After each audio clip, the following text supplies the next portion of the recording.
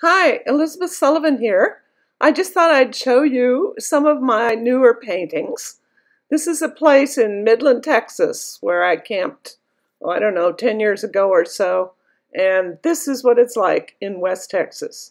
Acrylic painting. Another acrylic painting of a place where I used to swim when I was a kid. Dog's Bluff near Houston, Missouri on the Piney River. Another acrylic painting. This is another painting of the Piney River. And it's a beautiful, cool place in the summer. This next one is a commission. Somebody asked me to do a painting of Maria Martinez, a famous Pueblo potter. Here's some pictures from a class that I taught in the library in my local hometown. I love teaching art. It was a good class. This is in a gallery called the Clever Tiger. They had a show that had to do with local Elgin, Texas history.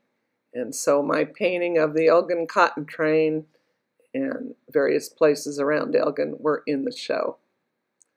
This is a painting that my grandson Aiden did of my dog, Isabella. And here's the real Isabella. Great artist, ain't he? West Texas again.